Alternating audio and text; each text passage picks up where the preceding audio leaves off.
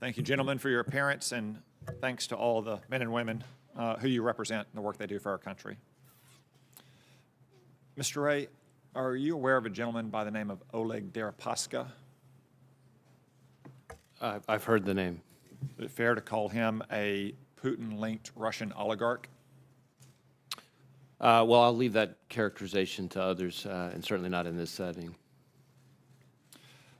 Chuck Grassley, the chairman of the Judiciary Committee, last week sent a letter to a London-based lawyer who represents Mr. Deripaska and asked if Christopher Steele was employed either directly or indirectly by Oleg Deripaska at the time he was writing the so-called Steele dossier. Do you know if Christopher Steele worked for Oleg Deripaska? That's not something I can answer.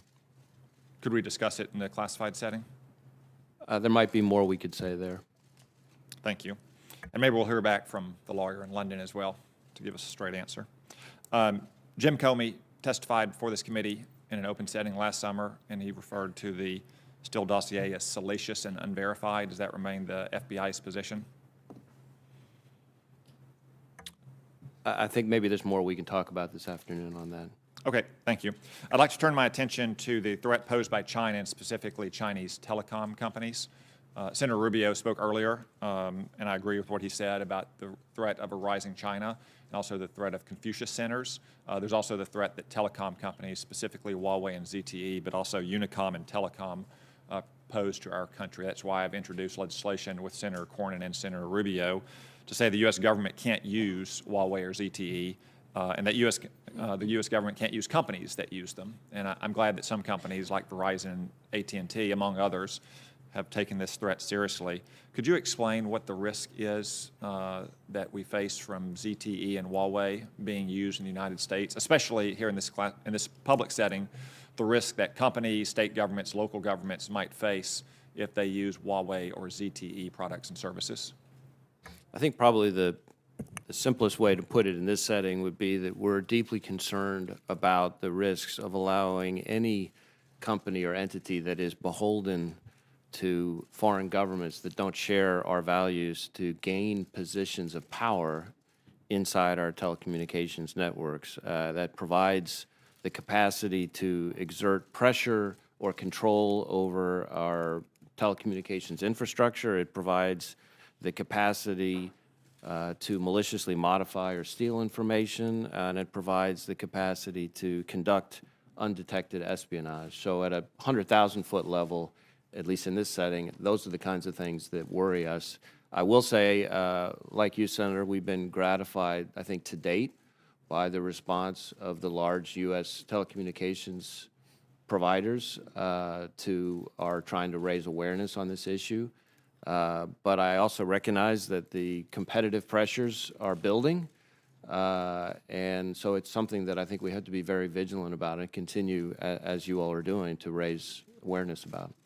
Admiral Rogers, would you care to add anything about the threat posed by Huawei? And I would agree with Director Ray's characterization here, and this is a challenge I think that's only going to increase, not lessen over time for us.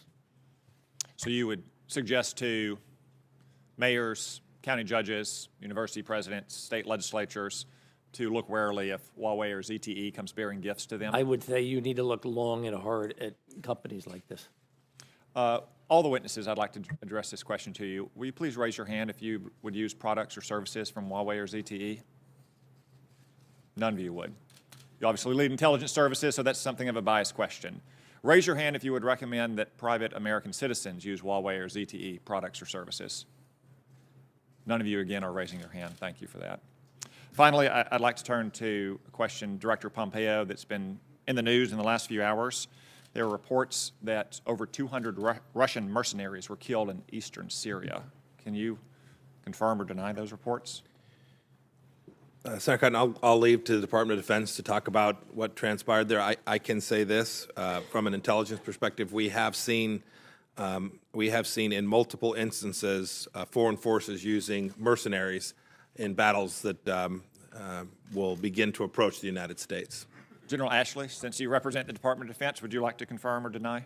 Yeah, if we could take that to a closed session, Senator, I think we can lay out a rather interesting fabric of what is Syria and what transpired over the last So week. we can address that in the afternoon. Director Pompeo, to come back as a general matter, can I ask, is massing and maneuvering forces against a location where U.S. personnel are present in Syria a good way to get yourself killed?